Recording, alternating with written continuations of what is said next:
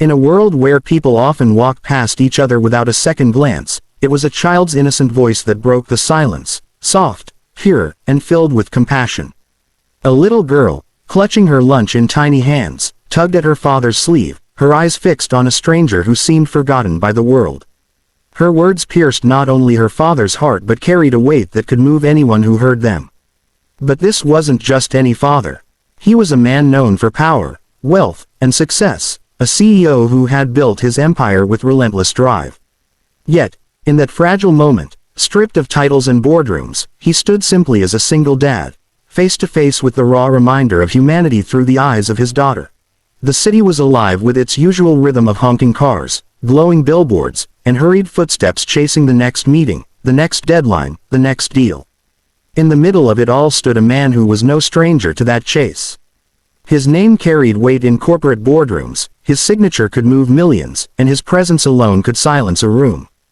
He was a man everyone knew as the CEO, but very few ever knew as simply a father. For beneath the polished suit and relentless ambition was a man raising his daughter on his own, trying to balance the ruthless demands of business with the fragile innocence of childhood.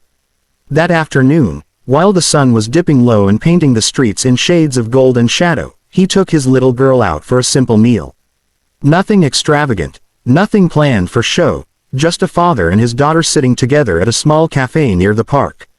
She loved moments like these, where the world seemed quieter and she could talk without interruption, where her father wasn't the untouchable executive everyone else saw, but simply, Daddy. Her tiny hands clutched a sandwich, her legs swinging above the ground, too short yet to touch the floor. She giggled between bites, her eyes bright as she chattered about her drawings, her school, and her dreams. He listened, his stern face softening as only she could make it, every word from her mouth reminding him of why he kept fighting every day. And then, it happened. Her voice paused, her chewing slowed, and her eyes wandered beyond their little table.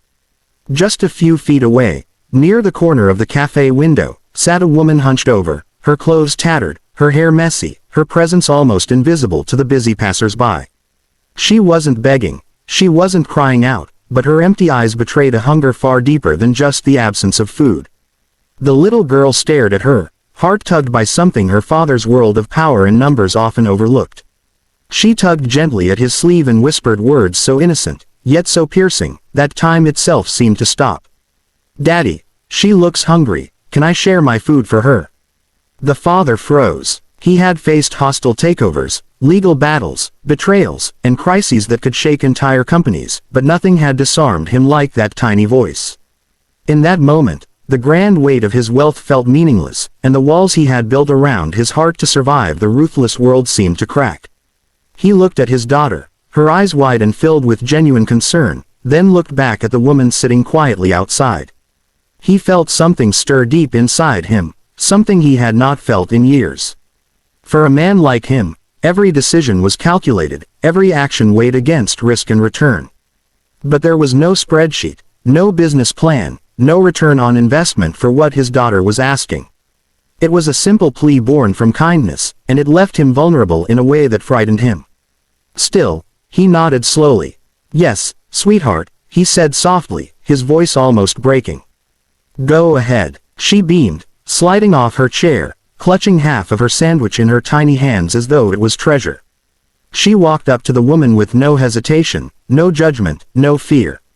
Here, she said, her voice so pure that even the woman lifted her head in surprise. You can have this. I don't want you to be hungry. The woman blinked, startled. Her lips trembled as she reached out, hesitating to accept. She had grown used to being ignored, dismissed, or treated as a problem. But this child, this angel in pigtails, looked at her as if she mattered, as if she was worthy of being seen. Slowly, the woman took the sandwich, tears welling in her tired eyes. Thank you, little one, she whispered, her voice hoarse but sincere. The father watched the entire exchange, his chest tightening. In the grand halls of his company, he was praised for leadership, applauded for decisions that generated profit, admired for his relentless drive. Yet, none of those achievements compared to this, his daughter teaching him what true leadership of the heart looked like. When she returned, climbing back onto her chair, he looked at her with a mix of pride and shame. Pride, because her compassion shone brighter than anything he could give her with his wealth. Shame, because he realized how many times he had walked past people just like that woman, too consumed with deadlines and deals to notice the humanity before him. His daughter, so small and innocent, had shown him in a single act what he had been blind to for years. The meal carried on, but something inside him had shifted. He couldn't shake the image of the woman's tearful gratitude, or the way his daughter's kindness had pierced through layers of indifference he didn't even know he carried. Later that night, when he tucked her into bed, she asked him a question he wasn't prepared for. "Daddy, why don't people help more? If I can share, why can't they?" He sat in silence, struggling for words. The truth was, he didn't know how to explain it to her.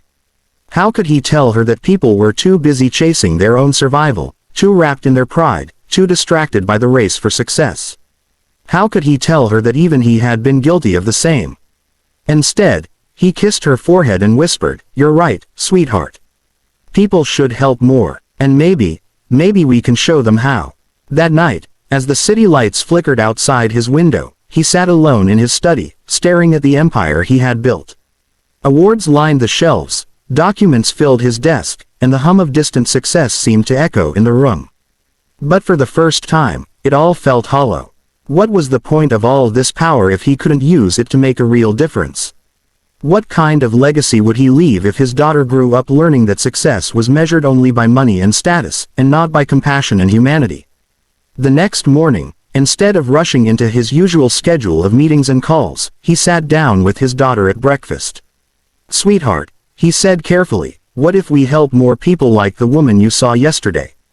Not just once, but always." Her eyes lit up, brighter than the sun streaming through the window. "Really, Daddy, we can help them all." He smiled faintly, realizing he had no plan, no roadmap, just the certainty that this was what mattered. "We can try," he said. And try, he did. At first, it was small.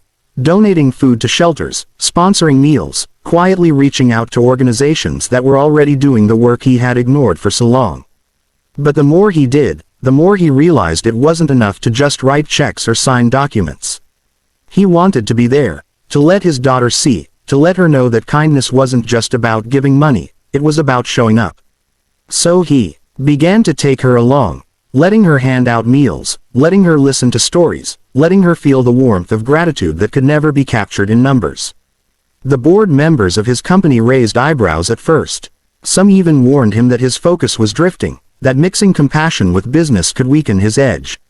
But he no longer cared for the cold image of perfection he once guarded.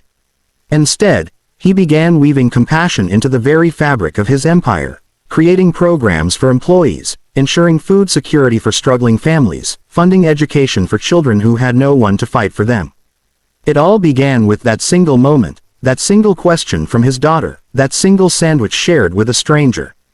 The innocence of a child had reminded a man hardened by success what it truly meant to be human.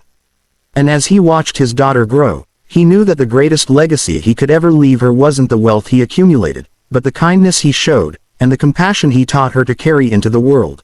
The rain had just ended, leaving the streets glistening with puddles that mirrored the city's restless glow. Neon lights flickered against the wet pavement, and the hum of traffic filled the night with a rhythm that seemed endless. Inside a sleek black car parked quietly by the sidewalk sat a man who was known for his unshakable authority and sharp decisions.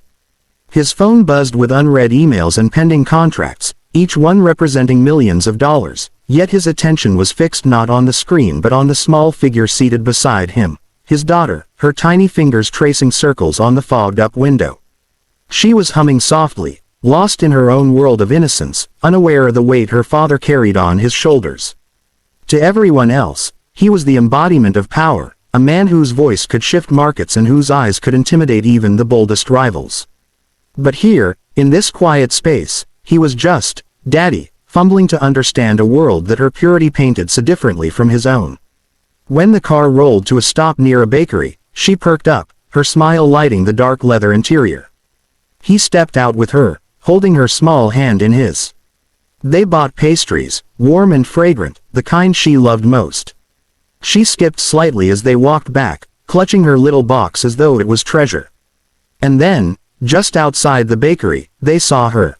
An elderly woman sat on the curb, her hair silver but unkempt, her face weathered with years of struggle. She wore a coat far too thin for the chill that lingered in the air, her frail hands rubbing together for warmth.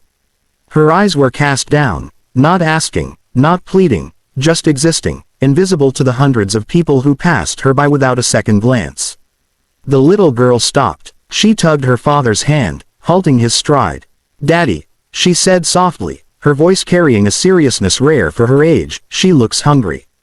The father turned, his brows furrowing as he noticed the woman for the first time. In the whirlwind of his life, people like her had become background scenery, blending into the chaos of the city. But now, with his daughter's words, the invisible suddenly became visible. "Can I give her some of mine?" the little girl asked, her eyes searching his, pleading with a kind of innocence that could not be ignored. The man hesitated. His world was one of calculated moves, deliberate choices, and carefully guarded emotions. Giving away food to a stranger had never crossed his mind. Not out of cruelty, but out of habit, the habit of overlooking what didn't concern him. Yet in this moment, standing in the drizzle with his daughter's hopeful gaze locked onto him, something stirred inside him, something he hadn't felt in years. He nodded slowly. Her face lit up. She knelt down, holding out the pastry box with both hands. "Excuse me," she said to the woman, her voice soft but clear. "You can have this. It's really good, and I don't want you to be hungry." The old woman lifted her eyes, startled, as though she couldn't quite believe the words were meant for her.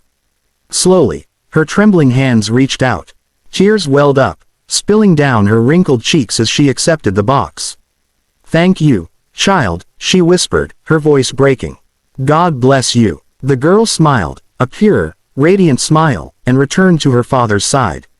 He watched the entire exchange, his chest tightening, his throat dry. He had faced ruthless negotiations where billions were at stake, but none had shaken him like this simple act of kindness. They returned to the car, but the silence was heavy, thick with unspoken thoughts. The girl leaned against him, her small head resting on his arm. "Daddy," she murmured, "why does she have no food? Why is she sitting there all alone?" The man swallowed hard. His mind raced with all the explanations: poverty, broken systems, neglect, life's cruel twists, but none of them felt right to tell her. He didn't want to darken her heart with the harshness of reality. "Sometimes," he said finally, his voice low, "people go through hard times. But we can help, just like you did today." She looked up at him, her eyes shining. "Then let's help more, Daddy. Let's help everyone." The words struck him like lightning. Everyone. To her, it wasn't impossible. It wasn't about numbers or logistics. It was simply right. She had no concept of limits, no walls of cynicism built by years of survival. In her world, compassion wasn't complicated. It was natural. That night, after she had fallen asleep, he sat in his study, staring at the city skyline. The glass walls reflected his own face back at him, a face the world knew as confident, untouchable, in control. But in his reflection, he saw something else: emptiness. For years, he had chased success with single-minded determination, thinking it would fill the void left by a broken marriage and the struggles of raising a daughter alone. He had built towers of wealth, yet his heart felt poorer than ever. Her words echoed in his mind. "Let's help everyone." For hours, he sat there, lost in thought. The spreadsheets, the quarterly reports, the endless deals, they suddenly seemed trivial. What legacy was he really leaving behind? A daughter who saw her father as rich, but blind to the pain of others? Or a daughter who could look at him and say, "My daddy made the world kinder"? In the days that followed, he found himself unable to return to business as usual.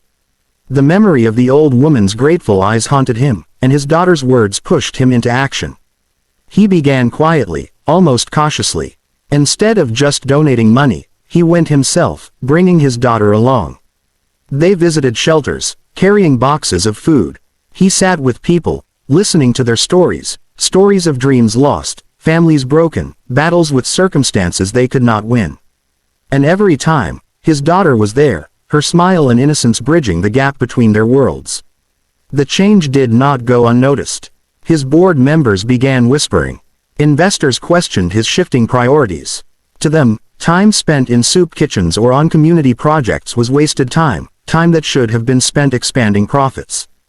But he didn't care. For the first time in years, he felt alive, not in the adrenaline of deals won, but in the warmth of hands held, meals shared, hope given. One evening, after another long day of visiting a shelter, his daughter curled up beside him on the couch, tired but happy. She whispered, "Daddy, do you think she's not hungry anymore? The lady from the bakery." He hugged her close, his heart swelling. "I think she's better because of you," he said. "And because you reminded me what really matters." And as he sat there, holding the most precious part of his life, he realized that his daughter hadn't just shared her food with a stranger. She had shared her light with him. She had awakened a part of his humanity that had been buried under layers of ambition and loss. She had reminded him that kindness wasn't weakness, it was strength. That compassion wasn't a distraction, it was the foundation of a life worth living. The man the world saw as a ruthless CEO was changing, not because of any deal or contract, but because of a little girl's question and a simple act of sharing. And with every passing day, he knew he was no longer just building an empire. He was building something far greater, a legacy of love, sparked by the innocence of a child who believed in helping everyone.